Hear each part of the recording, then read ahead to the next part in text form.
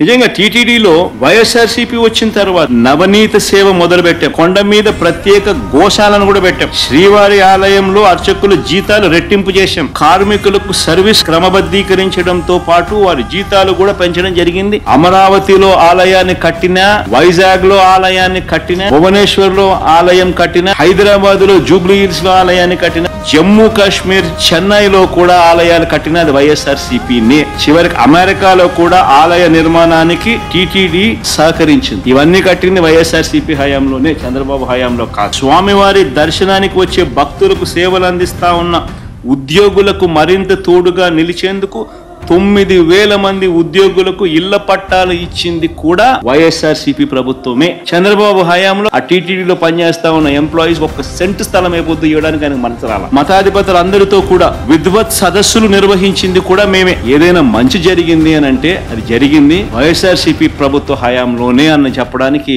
ఇవన్నీ కూడా ఎగ్జాంపుల్స్.